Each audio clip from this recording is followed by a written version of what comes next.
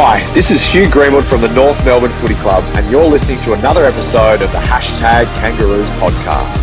Whatever I've been through, the moment I see you, things start looking over. Welcome to another episode. My name is Dean Vassick. You can find me on X at Hashtag Kangas, Instagram Hashtag Kangaroos Podcast. Also live on YouTube now, so feel free to jump in and ask some questions. Tonight, I have a very special guest in Kanga TV's very own Marnie Cohen. Marnie, it's been a while since we last spoke, and I tried contacting your manager, but can't get in touch with him ever since his 50th birthday in Bali a few weeks ago. Thanks for coming on. And before we get into the news of today, let's talk about what you're doing on Kanga TV now and what it's all about. You know, for those people that haven't seen it or have been living under a rock or possibly on the run like Ricky Ollerenshaw, just explain what's going on. Dean, thank you so much for having me. It's always a pleasure to be on board with you. Yeah, 2 weeks ago I started Kanga TV. It's a YouTube channel. It's sort of it's by the fans for the fans. That's sort of the motto with a lot of these fan channels these days.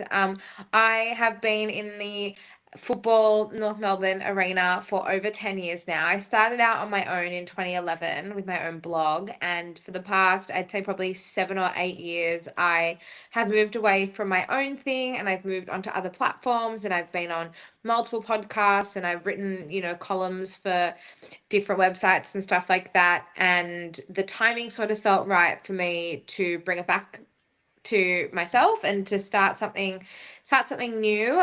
We have so many amazing North Melbourne podcasts out there, and we do great analysis and deep diving and reviews and previews and all that sort of stuff throughout the season, and there's always something to talk about. I plan on doing all those sorts of things, but I also want to add an element of storytelling into the YouTube channel. I am super passionate about meeting other North fans, and I've been so lucky, particularly this season through Further North and through the Besties. I've met so many amazing people, and the stories that they have told me about their connection to the club have just been mind-blowing, and every single time has left me speechless. And I feel like it's my duty to share these stories with all of you and to try and connect the supporter base. It's been a really, really tough, obviously, sort of 5-6 seasons being a North supporter. And I think now more than ever before, we need each other to unite as one. And so we as fans can then unite with the club and with the players and the staff and all that. And together as a unit move forward towards success and towards hopefully our first women's premiership in the next couple months. And then, our 5th premiership for the men as well in the coming season. So that's a little bit about what Kanga TV is about. Starting it in the off season, the idea behind that is to explore different ideas that I've got and see what people like, what people don't like, and hopefully we'll be in a real great swing of things come the 2025 season. So it's on YouTube. How can people subscribe to that and tune into shows and so forth? Just tell people that. So the YouTube is just Kanga TV show. There's no live element to it at this stage. It's all pre-recorded. Putting out. There's no real plan of attack at the moment. Just putting out videos as things break, as I come up with ideas and film them. But I'm sure there'll be a bit more consistency as I start to find my groove and as you guys start to let me know what you like. You can also find us on Instagram and X. It's Kanga TV show. No, it sounds good. And what have you put out so far? Now, you've only started this in the last 2 weeks. You've obviously got a lot of content out already. Just to explain to the viewers what you have put out so far.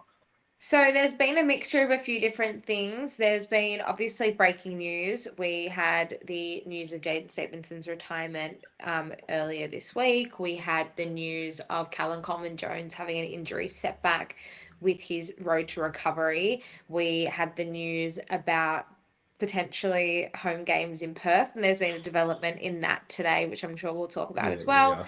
I launched what I believe will be the flagship program of the channel called Shinbona Stories, and that's that storytelling element of connecting fans with a bunch of other North Melbourne people. I just released a new episode today about my dad and my brother, who many people hear me talk about the two of them as part of my footballing journey. And so I thought it was fitting to have them on as my first guests of Shinmona Stories. And I'll give you an exclusive. I have a new series also dropping. First episode is tomorrow. So if you are tomorrow, Thursday. So if you're watching this, you will get to know this first. The series is called The Agony and the Ecstasy. And it's basically going to be in collaboration with opposition content creators, and it's going to be looking into a game, a North Melbourne game, and it's going to be remembering the two sides to the story. So as a North supporter, we watch games through North Melbourne lens, but an opposition supporter will watch the game through their own lens, and we both have different memories and different recollections of the game and what it meant to each of the clubs at the time in terms of their season and moving forward. So I think that's a very, very cool, something a bit different. And the first episode is dropping tomorrow. I'll leave the guest and the game a surprise until then. Oh, I'll look forward to you checking that out. Are you going to do North Melbourne versus Essendon elimination final or anything like You'll have to wait and see. that? Yeah, no, that's the one I'll definitely be tuning into. So, yeah, but no, look, it all sounds really promising. Yeah, like you sort of said, if people have got ideas, they're more than happy to send you a message or on X or whatever, Instagram. You're on socials, so Yeah. and just watch it. Leave a comment, subscribe, and you'll never miss anything. And if you subscribe, then you get a notification straight away when the video comes out. So it makes it a lot easier. So that's great stuff, Marnie, and it's good to hear. So Thanks so much. no problems. Always here to support. So very good stuff. And you're still doing a podcast on Mondays with Further North's Josh Neal as well. So that's So, you can always check that out as well. But we'll move forward now. We had big developments today in the club. Marnie deciding to sell two home games or 3 home games for the next 3 years in Perth to Fremantle and West Coast.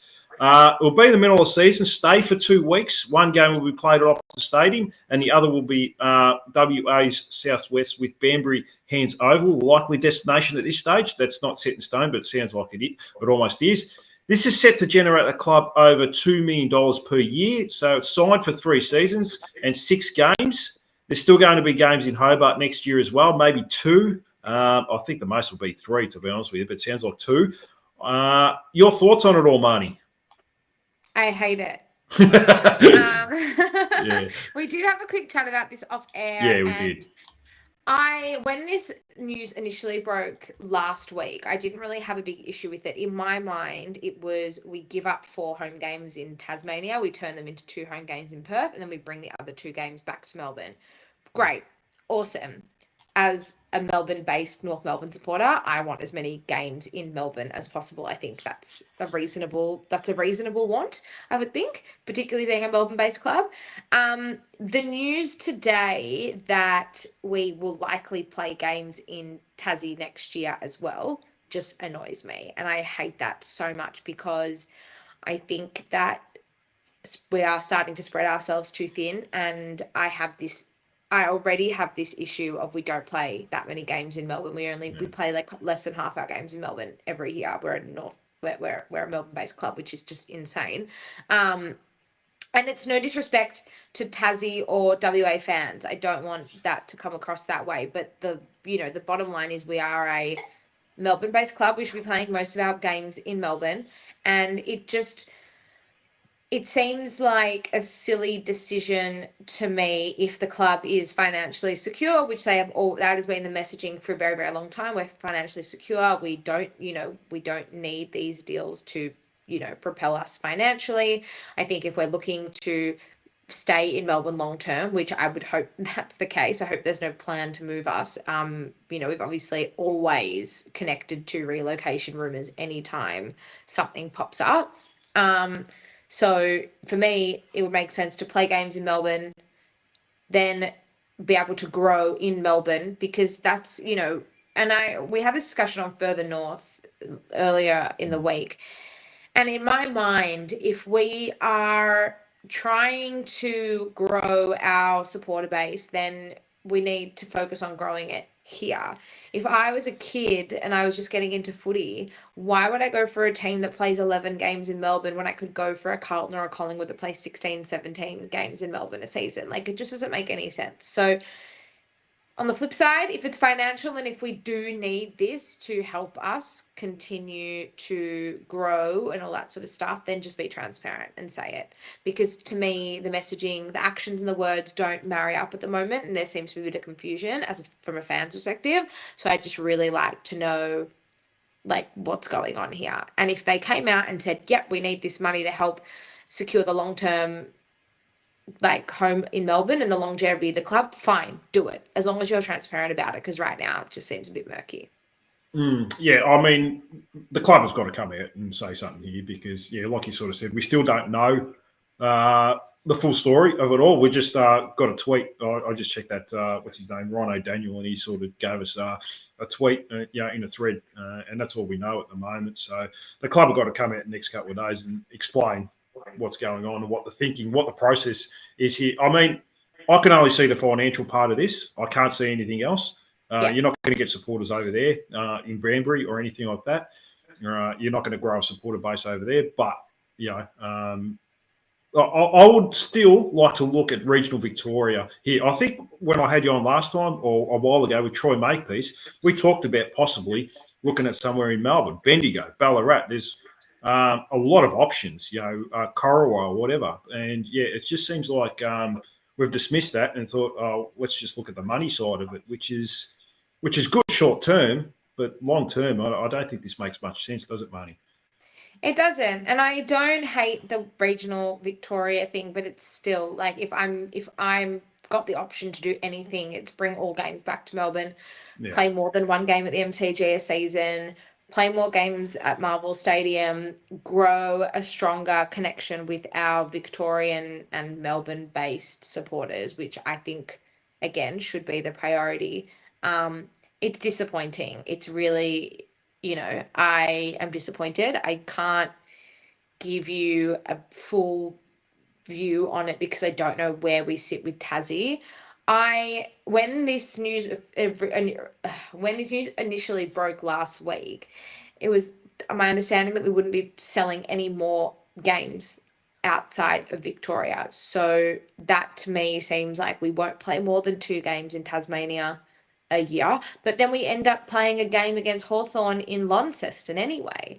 So I mean, I don't know. It's hard. It's really hard, and I have to be honest, I'm really disappointed. I'm sure plenty of people think I'm overreacting, but it's disheartening. You pay so much for membership every single season for what? To see us play 11, 12 games at home, and then you've got to pay more money to fly all around the country if you want to watch them play. It's really disappointing, and I understand there might need to be a transition period out of Tasmania, but then they should have pulled out of Tasmania. They should have gone to 2 games next year in Tassie, 2 games in Melbourne, and then moved those games from Tassie straight to WA in 2026. I just think it's insane, but what's done is done. As supporters, unfortunately, we don't get much say. No, and I guess that's the issue. We've sort of been blindsided in probably the last week or two about this whole thing. And outside of financial stuff, we can't see any benefits. Because I guess at the end of the day, you probably sacrifice the chance of winning games as well, don't you? Really, you've got more chance of winning at home than you do playing over in Western Australia, don't you? Yeah, I mean, our record in WA is doing pretty good over the last few seasons. Not bad, surprising. Yeah, granted, West Coast, I mean, bar one, those wins have come against West Coast, and we've probably been on par with them in terms of form.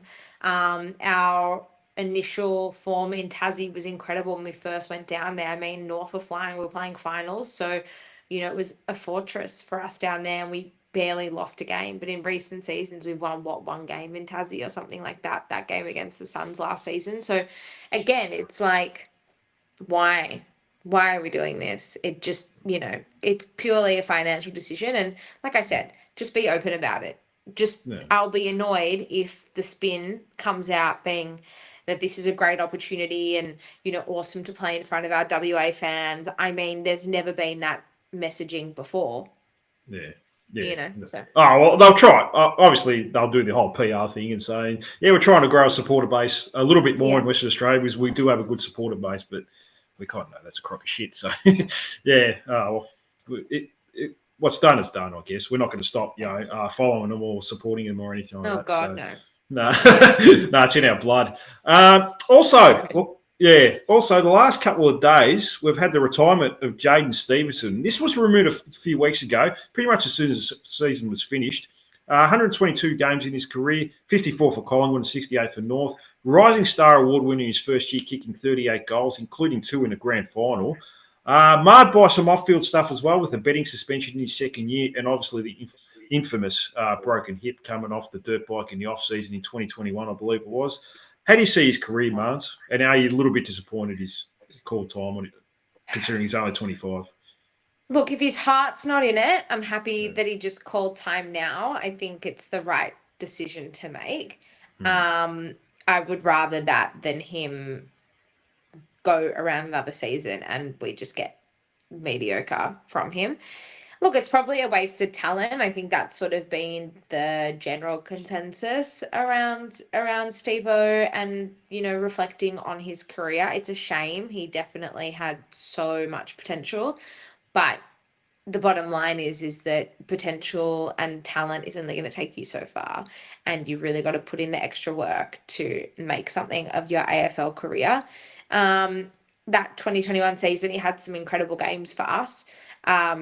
That game over in Perth has been spoken about a lot. That game on the Monday night in the wet. I was there. I was living in Perth at the time, and he and Cunnington basically won that game off their own backs, the two of them. And he did have some really special performances. I think I'm a bit sad. The only thing for me is that I was really hoping that he would have the redemption next year.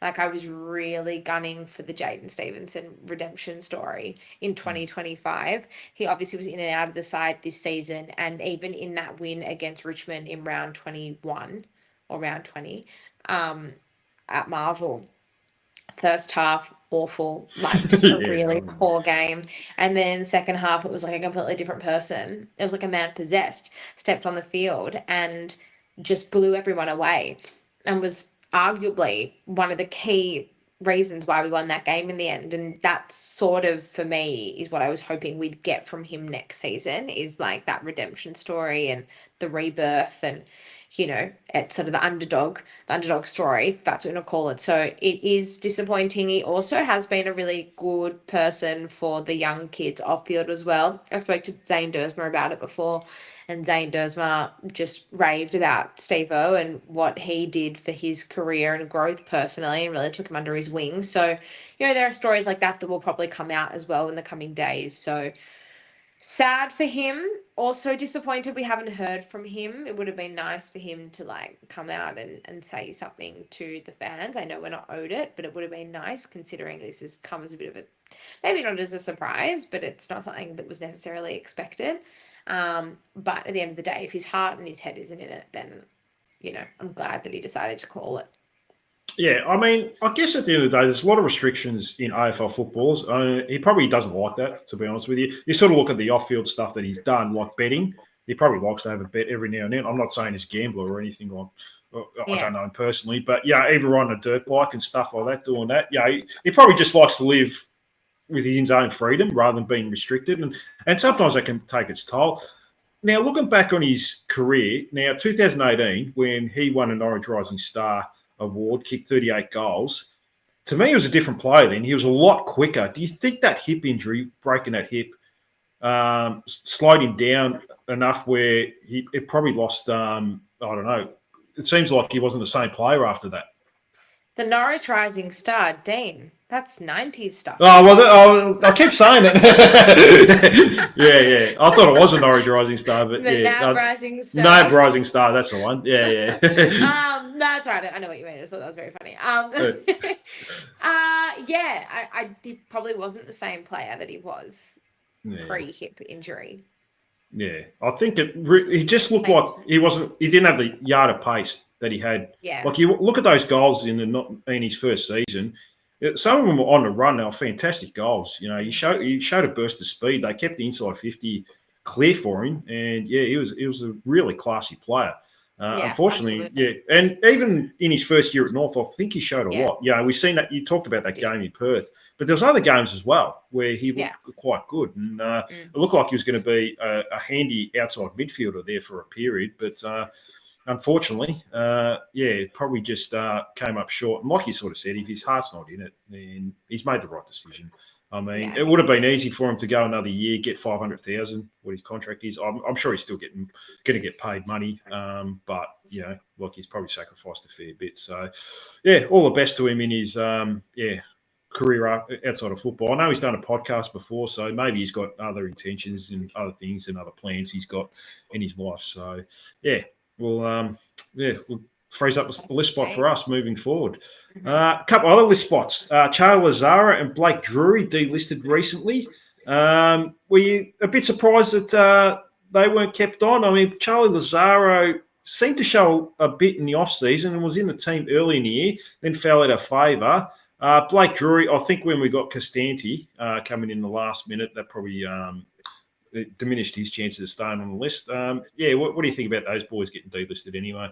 Yeah, disappointed about Charlie Lazaro at just a personal level, and I've said this a few times.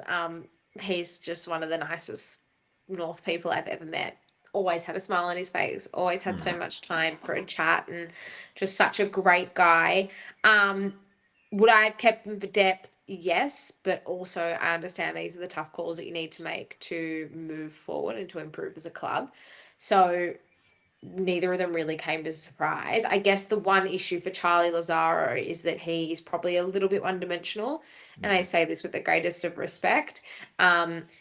He's a midfielder, and he really can tear it up in the midfield, no doubt. But when he's moved out of the midfield, and we've tried him forward particularly, just doesn't have the same impact. Whereas someone like a Tom Powell, who was taken in that same draft, he's a bit bigger and he's a bit more versatile. So if you need someone to push back, he can push back. Has got a thumping boot, can move forward, can kick a goal. Whereas Charlie doesn't really have too many strings to his bow. So for me, it was disappointing, but probably wasn't such a surprise. Blake Drury, I mean, it's sad for him, but I think we saw enough to suggest that he probably wasn't going to get another contract. Yeah, I mean, it's hard for those types of players. They're undersized, and he probably doesn't have that elite skill. He's not a Brent Harvey, has a huge amount of explosive pace. He's not a booming kick. I mean, he's just a regular AFL kick. So, I mean, if you don't have one of those, generally those players that size, they don't generally make it, do they? Yeah. I mean, I don't know. I wouldn't be surprised if we did see Charlie Lazaro pop up on a list somewhere else. Yeah, I agree. And I'd love him to be able to continue his career. I'll always support him wherever he goes. So if there is an opportunity for him to extend his career elsewhere, I think he's only 22. So I think that would be really nice and would be great for him. But obviously not. We've got a lot of players that are similar.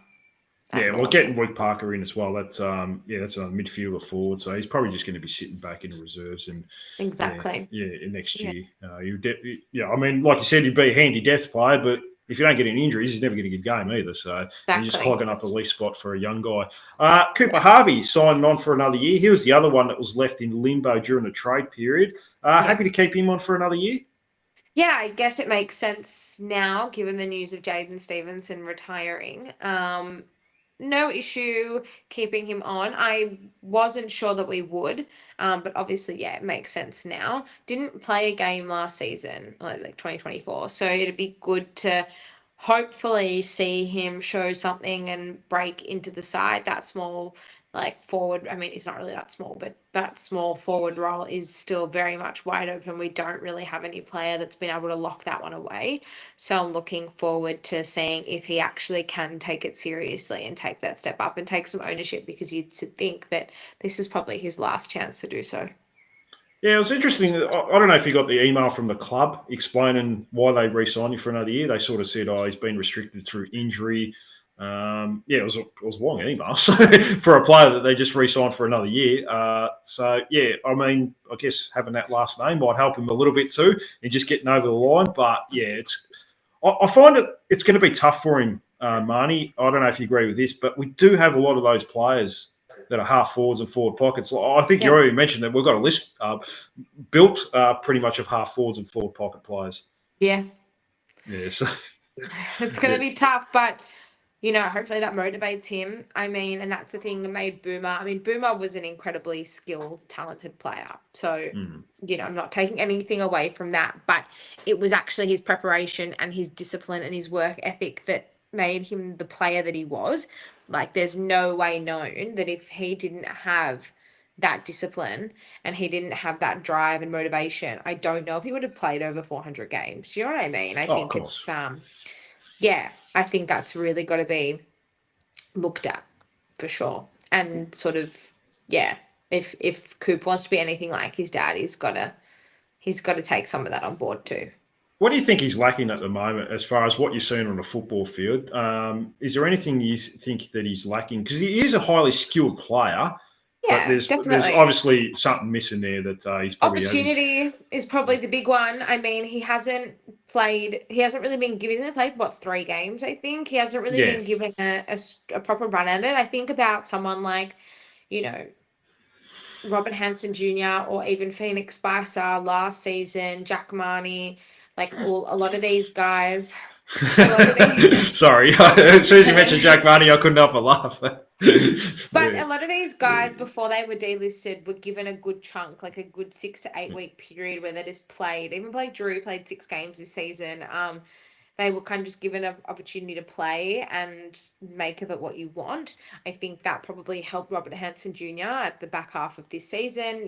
When in those last 2 games of the season, we got pumped by 250 points collected, whatever it was. Doesn't matter. We got and Robert Hansen Jr. actually was able to have 2 of his better games, interestingly. And I think he had a couple of goals in both games and showed something. I think he'd been in the side long enough to kind of let his confidence grow. So potentially opportunity is what Cooper Harvey's missing. And again, it's that work ethic thing. I don't know if he puts in the work off field to hit that next level that's required. So that is what I would think it would be. I would hope that if he was able to get both of those things right, then he'd be able to give it a real crack. No, definitely. We're certainly rooting for him. We certainly hope he does well and gets that opportunity next year. But we'll see how we go. He's going to have to, work really hard to get that opportunity. He's a bit surprised that Jack Marnie did get delisted by Gold Coast. No. No, we'll move on from that. We don't want to make it the Jack Marnie show. So, please. Yeah. Well, the trade period, Marnes. Now, I did get your opinion on further north about that. But for the people that haven't heard, you happy with how the club did in getting some good veterans into the team? A small unknown pressuring forward as well? Yeah, I think, and I've said this, it's, we identified what we needed. We went out, we got it. It would have been nice to, potentially be able to lure down Houston in against all odds. But that didn't happen, and that's okay.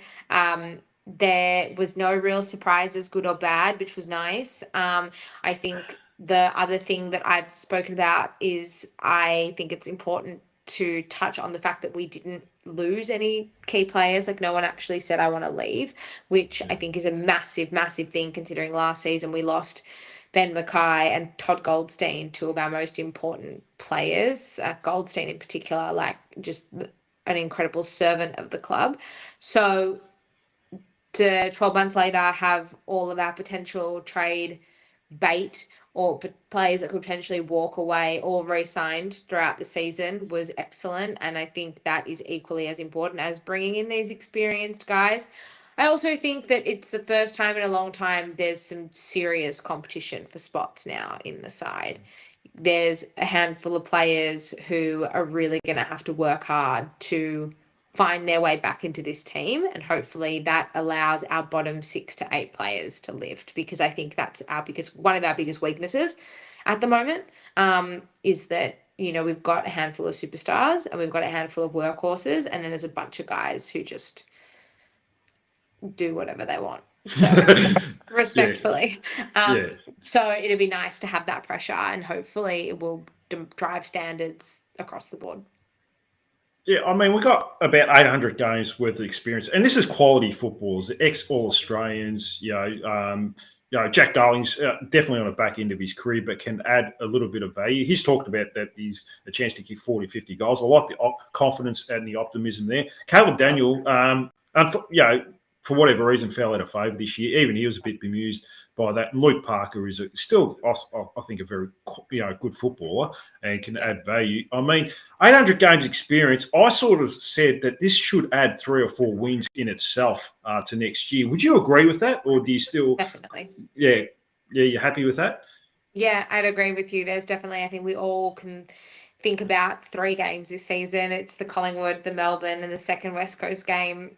You think that North would probably win all 3 of those if we had just that extra bit of experience, that level head to sort of calm the nerves. So, yes, I completely agree with you. And I hope that we are able to see that translate next season. Oh, yeah, definitely. I mean, look, we've had veterans in the past, fingers crossed. Yeah, we've had veterans in the past, like last year, and we did lack a lot of leadership on the field as well. I mean, we had Liam Shields and Hugh Greenwood, players that were definitely on the back end of their careers. But, we're getting veterans this year that are still quality footballers and good enough to get in any other club, in any other team. Maybe Jack Darling, the jury could still be out on him. But these are players that are still good enough. Luke Parker just played in the Premiership, kicked 3 goals in the last quarter. Caleb Daniel, last 4 weeks of the season, was outstanding for the Bulldogs. It's good to get in, veterans, but you're getting in quality veterans as well, which makes a difference, doesn't it? 100%. Oh, absolutely. I'm actually really excited for Jack Darling. I think I'm in the minority there. Everyone's looking excited. That's like a Marnie Cohen-coded player is Jack Darling. But no, I think all 4 of them, and Constanti as well. I mean, I was huge on us getting Matt Owies and going after Carlton's Matt Owies. I just think he'd be the perfect small forward for us, but Owies is not really a pressure player, doesn't have that defensive element to his game. The same way Constanti supposedly does. Now, I know one is a 27-year-old who can, back it up. He's got form. Owies was a really serviceable player for Carlton, whereas Constanti is completely untried. But obviously our needs are different on the field to what Owies can bring. So I'm looking forward to hopefully having Constanti come into the side as well at some point next year. Maybe not straight away, but at some point next year, and tear it up. Yeah, I mean, small forwards has been a problem for us in the past, but I really like Geordie Payne, Marnie. I think he'll be in the round 1 team next year after a full pre-season.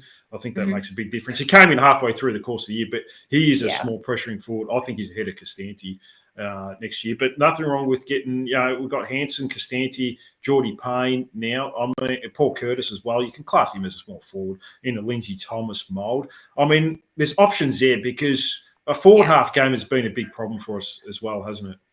Oh, absolutely. And I mean, Paul Curtis was one of the best pressure forwards in the competition, but he was doing it basically alone last season. And I think Jack Darling also brings that pressure element into the forward 50. So hopefully that will force repeat entries, and hopefully that will create opportunities for our forwards. I think, it'll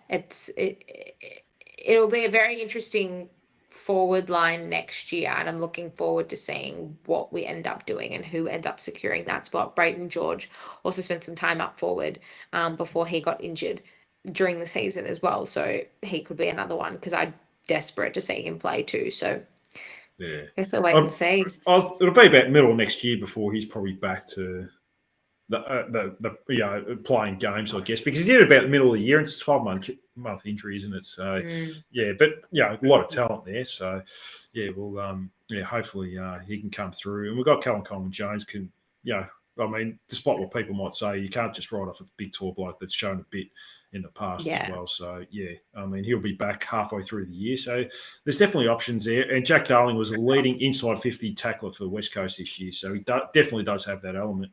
And that's what we want to do. We just want to lock in the ball for more than 5 seconds instead of getting walked out of there all the time like we did last year. Yeah, because it is a forward half game. It's one of the most important statistics. and metrics in winning games. 100%. Yeah. And another thing is pick 2. Now, my gut feel is they will trade down with that pick. What's your gut feel with that at the moment? It's changed a little bit. I was certain they would trade it. I don't know if I'm as certain now. I think they may keep pick 2 and look to trade into. I think they'll look to trade the future first of next year into this year's draft. Okay. Yeah. I just think the discussion around I thought that initially no brainer. We trade with Richmond and that'll be it. We'll get their pick 6 and 10 or pick 6 and 11 and we'll be sweet, rock on. It seems that Richmond aren't so keen on our pick 2 now for that direct swap. So look, whether we have a discussion with Melbourne, whether we have a discussion with St Kilda, I don't know how we play this out. I'm not as certain on my decision as I was like this time last week. Yeah, I mean, you can't do pick 2 and a future first for 6 and 11, can you? I mean, that could be a top 4 pick next year. That's 2 better picks than getting 6 and 11. So you can't do that. And there's a point system now.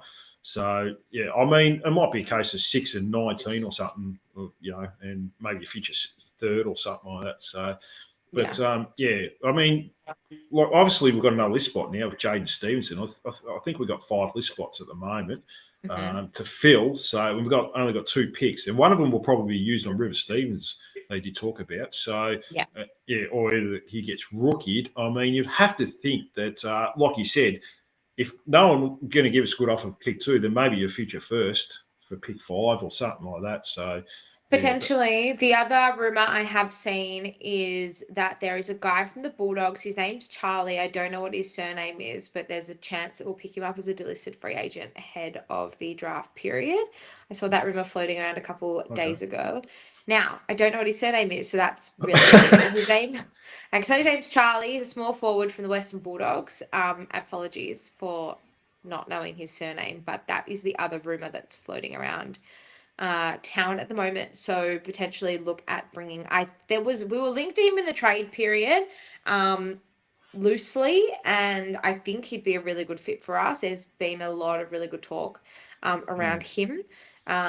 My friend Pommy, who I did a video with last week on our pick 2, he really likes the look of this guy. So watch this space because we might still pick up a delisted free agent and fill one of those list spots before we head into the draft as well. Yeah, I mean, you've always got that option. You can always keep a list spot for the mid-season draft as well. So, yeah, look, see what happens, I guess, at the end of the day. But you don't want to just give up too much just to get an extra pick for the sake of it. 100% not worth it. No, that's right. You might as well just take pick 2 and pick the best available, you think, whether it's, I don't know, the Alex Taru or, whatever, Josh Trainer or whatever path they want to go down. I mean, let's say they keep pick 2. There's a plethora of midfielders there, Marnie, in the top 5 or 6. So what do you think? Do you just take the best available or do you just, we've got this Alex Taru, let's just go with him? It's the age-old story. I do get really nervous on bolters in the draft. Will Phillips is a great example of that. Yeah. There is a bit of talk around us potentially going for Sid Draper. I'm so sorry. I don't know too much about him. The draft isn't my area of expertise, but there's also Finn O'Sullivan in the draft, also in that top 2 or 3 picks. I think Carlton's pretty keen on him, but he could be a good fit for us too. I think that a big-bodied midfielder would be nice for North if we were going to go for a midfielder. We're sort of in this awkward position now. You don't want to put all your eggs in a basket that may not come to fruition. So yeah, I think what we take will depend on what picks we have on draft night, and we could potentially live trade as well. So I don't think there's going to be an answer to this question until draft night, if I'm honest with you, and that first night. No, that's right. We're in our unknown at the moment. So, yeah, we'll see how we go. As long as they don't do anything stupid, I'll be happy. But you never know, do you? You never know. The joys. Yeah, the joys and the stresses. My last question before we move on to the women's team. LDU, now, are you a little bit nervous? If he's round 5 or 6 next year if he hasn't re-signed, or you think you're pretty confident that no, No, I don't think so. I'm happy just to kind of let that play out. I don't know if that's an arrogant thing. I think you've just got to trust. You got to trust it. Well, Yeah. I mean, you just don't know. Like the word Yeah, of around course. Cam Zerha this season, going into the season, was, oh, he's definitely gone. He's definitely gone. He's definitely gone. And then 2/3 of the way through the season, he signed this whopper deal and he's going to stay at North for life. And it's all fun and games. So happy just to let it play out. The rumor is that we want to wait for him he wants to wait for North to win more games and potentially that way win him over. And I don't blame him, to be honest. I think, and as a fan, I can see the improvement year on year, but it's not stacking up to wins at the moment. And that is a really hard, like, you want evidence that it's working, and we don't have that right now. So I don't blame him for wanting to wait. So Yeah. I'm happy. I trust that he will stay though, and that we will find a way to get it done. Yeah, we don't get the big fish, but we don't generally lose them either. So unless exactly it's a dickhead from Adelaide, that's a number one pick. Then that's about it really. So yeah, exactly. no, I'm not panicking about that just yet. And there's no point. There's no problems with playing the market as well. Obviously, there's going to be his manager's going to put out the feelers. What are you going to offer? What are you going to offer? Just to get his price value up. But I'm pretty sure he's a pretty loyal person. And as long as we show signs of growth early next year, then he will resign. I think he'll sign a long-term deal. I I hope so. The women's team, Marnie, my favourite subject. To me, it's a foregone conclusion that they are going to win it. Just wondering how you're going to celebrate the premiership. What are you going to get up to that night? Bender. Bender at Arden Street. Yeah, no, I'll probably be there too. So, I mean, it's so good to watch, though, isn't it? There's such a quality team. No flaw, no real weaknesses. No individuals with egos or anything like that. But they're a quality team, aren't they? It is, and this is one thing and as opposed to the men's team, which we just touched on, one thing I love about the women's team. I obviously love the men, but the women's team, the bottom 6 to 8 players are genuinely good players. And it's not to say that our bottom 6 to 8 players in the men's aren't, but the floor is raised because our bottom players match it at times with the best. It's so often that you've got the Ash Riddells and the Jazzy Garners and the girls who shine week in, week out. But then over in Adelaide last week, it was Amy Smith on the boundary line in the last 2 minutes of the game. Like, she's laying the smother and she's laying the tackle and she's beating out 2 Adelaide players. And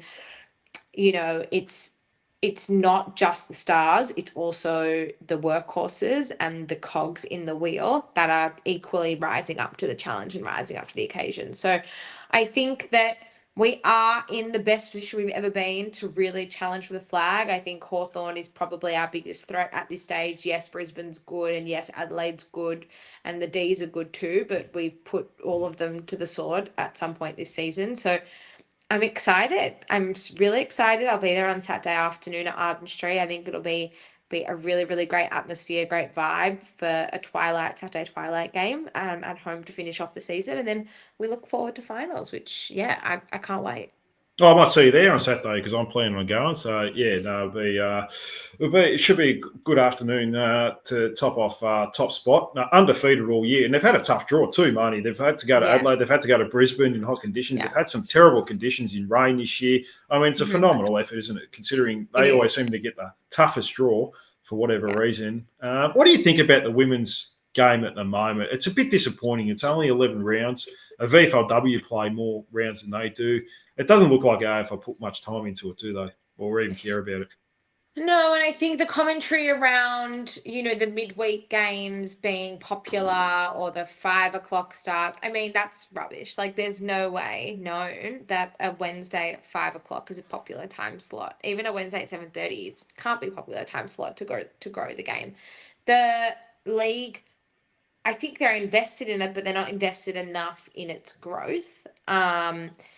There are so many things that could be done to grow it as it is. I mean, if they want to keep it at 11 rounds, that's fine. But then, you should be able to have friendlier schedules and fixtures, potentially kick off the season a bit earlier. Because I think for a lot of people as well, like they do, I mean, not everyone is like you and I, where we're footy mad and we can indulge it 365 days a year. Like some people do have fatigue and people go away and people don't really, have the interest in it. Also, the men and women don't overlap heaps. I mean, the men's preseason will start about 2 weeks. Well, some of everyone started already, so yeah. Some of them started already, but like the main Yeah. preseason doesn't start until after the Melbourne Cup, which will be after the first week of the finals. Like it would be awesome to have the men and the women at the club at the same time, more bonding the club, uniting the club, all that sort of thing. I still think it's very separated and very segregated. So it would be nice to bridge the gap a little bit if we could. Yeah, no, definitely. Jared has chimed in on the chat, sort of asking if Emma Coney will be back for finals. She should be back for the prelim final at this stage. Yes. Yeah, thanks for tuning in. So we'll see how we go. Any final thoughts there, Marnie? That's all I'll pretty much have for you. Go Roos. Yeah. Do you want to plug any of your stuff again, just in case? Because Jared sort of said he came in late, so he missed the start. Thank you, Dean, for having me. And for anyone who does want to tune in to Kanga TV, you can find us across YouTube, Twitter, and Instagram. It's just Kanga TV Show. Also, if you do have your own Shinboner story, please feel free to email those over to kangatvshow@gmail.com. Yeah, we got everything covered. You got the YouTube, you got email. So no, it's great. You putting yourself out there, and I'm sure a lot of listeners will be happy to get on board and help you out, Marnie. So you've got a lot of subscribers already, which is really good to see. So Thanks, Dean. No, that's all right. Marnie, thanks so much for coming on tonight. I really appreciate it. It's been too long since I chatted to you. I might see you Saturday at the footy. We'll chat then if I see you. Otherwise, go Roos.